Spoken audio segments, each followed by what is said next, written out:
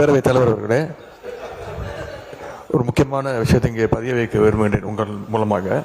நேற்று முன்தினம் அரசு அறிவிச்சிருக்கிறது, அனைத்து சட்டமன்ற உறுப்பினர்களுக்கும் புதிய வாகனம் இந்த அரசு வழங்குவதாக முடிவெடுத்து அறிவிச்சிருக்கிறீங்க. எங்களுடைய திராவிட முன்னேற்ற கழகத்துடைய நிலைமை இந்த அரசுல சபையில் நான் பதிய வைக்க விரும்புகின்றேன்.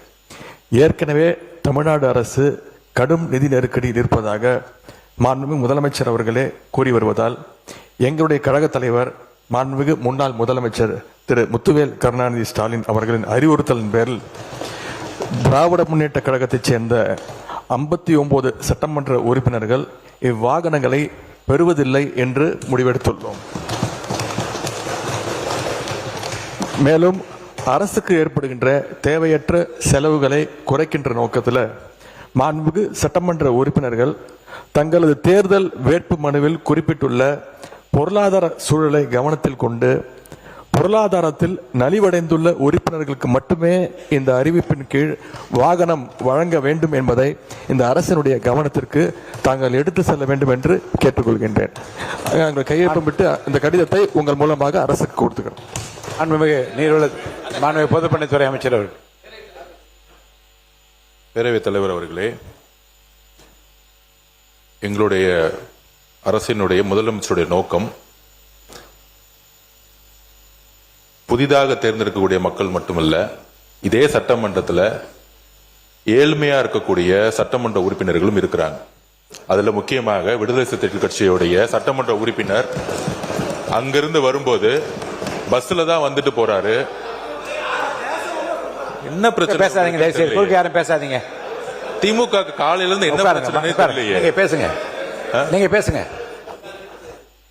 எதிர்கட்சி தலைவர் ஒரு பதில பதிவு பண்ணா நாங்க அது பதிவு பண்றோம். பண்ணுங்க. அப்ப விசிகேல இருந்து ரொம்ப ஏழ்மையா இருக்கக்கூடிய ஒரு உறுப்பினர் கேட்கிறாரு. அவருடைய குரல் யார் யாரெல்லாம் பஸ்ல வராங்க, யார் யாரெல்லாம் ட்ரெயின்ல வராங்க, அவருடைய குரலா இருந்துச்சு. அப்ப முதலமைச்சர் அனௌன்ஸ் பண்ணும் பொழுது பொதுவா அவையை பொறுத்த வரைக்கும் எல்லோரும் சமம்னு நினைக்கக்கூடிய ஒரு முதலமைச்சர், அதுதான் ஒரு புரோட்டோகால். அப்ப எங்க பொதுச்செயலாளர்கிட்ட கார் இருக்கு, என்கிட்ட கார் இருக்கு, இங்க இருக்கக்கூடிய எல்லாருக்கும் கார் இருக்கு. நாங்க போய் சட்டமன்ற உறுப்பினர் கார் வேணும்னு கேட்க போறது இல்ல. இது ஒரு அடிப்படையா இருக்கவங்களுக்கு புரிதல் இருக்கும். அரசியலா நினைச்சாதான் இது அரசியல். எங்க ஏழ்மையா இருக்காங்களோ அவங்க விண்ணப்பத்தை கொடுப்பாங்க. இது சட்டமன்ற உறுப்பினர்களுடைய ஒரு உரிமையா மாற்றப்பட்டு தமிழக வெற்றி கழகத்தில் யார் யாருக்கெல்லாம் கார் இருக்காங்களோ நாங்க யாருமே கார் கேட்க போறது இல்ல. இதுதான் எங்களோட நிலைப்பாடும். இதுதான் எங்களோட நிலைப்பாடும். எங்க கிட்ட 2-3 கார் இருக்கு, நாங்க போய் சட்டமன்ற உறுப்பினர் கார் கேட்க போறது இல்ல.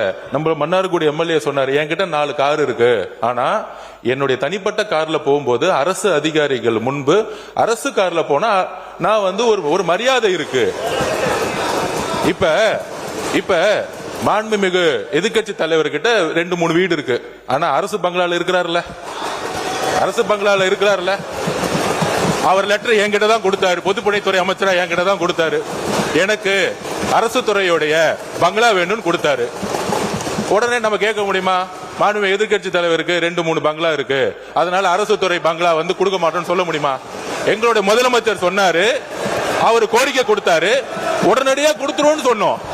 இது உடனே இல்ல இங்க இருக்கவங்க எல்லாருக்கும், அதாவது இங்க இருக்க எல்லாருக்கும் பங்களா கொடுக்கலாமான்னு கிடையாது. இது ஒரு புரோட்டோகால், அவ்வளவுதான். இந்த புரோட்டோகால்ல அமைச்சர்களுக்கு கார் கொடுக்கப்படுது, வீடு கொடுக்கப்படுது, 4 உதவியாளர் கொடுக்கப்படுறாங்க.